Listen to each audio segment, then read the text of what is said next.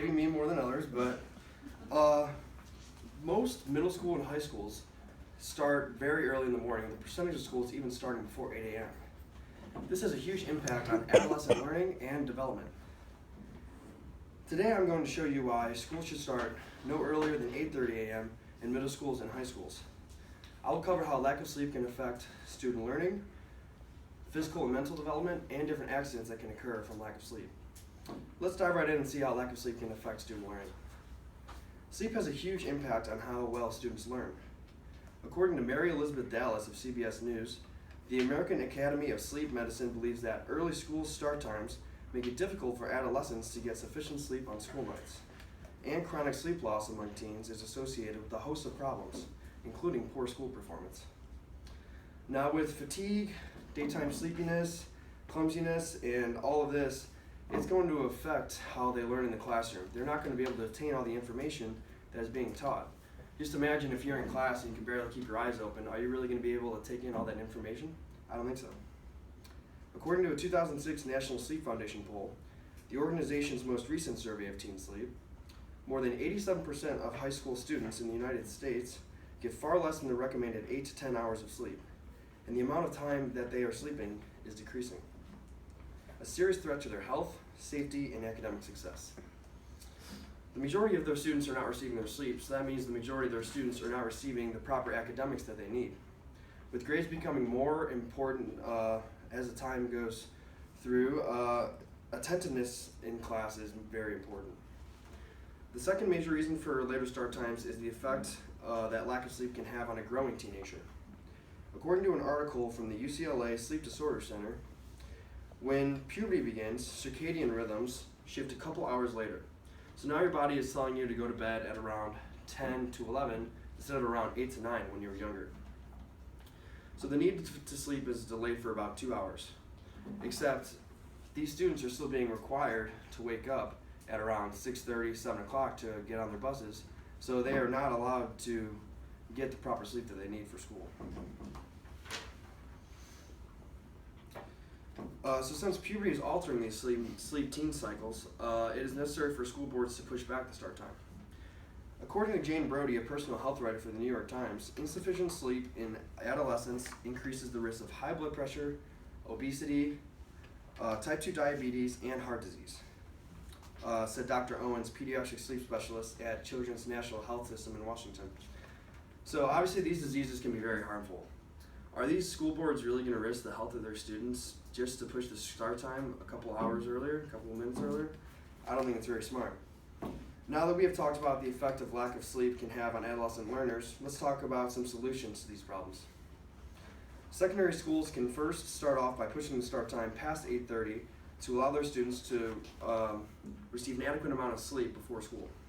Drew O'Connor, a writer for the U.S. News, writes, "Since 1998, Representative Zoe Lofgren of California has been trying to pass federal legislation that would encourage high schools to move their start times later. The latest part of her bill calls for research into effects of later school start times, student improvement, and well-being. This shows that research and attempts have been tried to push back the school start times, but not enough is being done to fully utilize the learning that is being taught in these schools. If more people like Representative Lofgren were actually pushing towards moving these school days back, we would actually be getting somewhere." According to Amy Norton of CBS News, ideally the American Academy of Pediatrics says that the first bell should ring at 8:30 a.m., which is only a case at 15% of high schools in the United States. 15%. If only 15% of these schools are starting past 8:30, 85% of students across the nation are not receiving the proper benefits that come along with a later start time. Now I will discuss these benefits that come along with the start times starting after 8:30. According to Alexandra Pannoni of U.S. News, researchers studied data from more than 9,000 students at more than 8 different public high schools who changed their start times from 8 a.m. to past 8:30. Academic performance and attendance improved, and tardiness rates declined in schools with start times of 8:35 a.m. or later. The number of car crashes involving teen drivers went down too in a school that shifted its start time from 7:35 all the way to 8:55 a.m. More than half of teens in the study who attended school with a start time of 8:30 a.m. or later were able to get at least 8 hours of sleep the night before. With all of these benefits that come along with pushing the school day back, why won't the school board just push the school day back? Students will be more energized and ready to learn instead of being drowsy and trying to keep their eyes open instead of focusing on the material at hand. According to a newscast from CBS News, in a new study, AAA found sleep-deprived drivers are almost twice as likely to be involved in an accident when they get 5 to 6 hours of sleep, more than 4 times as likely to get in an accident when they get 4 to 5 hours of sleep, and nearly 12 times as likely when they get 4 or less hours of sleep. The same newscast released a statement of a teen driver named Tyler Warren, an 18-year-old high school student. Tyler Warren was driving to school that morning and he fell asleep behind the wheel. He was driving to school. His parents said that he only got 6 hours of sleep, and Tyler died that day. If their school pushed back that start time just a couple minutes later, maybe an hour, who knows, Tyler might still be with us today because he would have more time to sleep and maybe have gotten more than 6 hours of sleep. The benefit of pushing the start time back would be less accidents preventing death and injury that could be avoidable by pushing the start time for schools.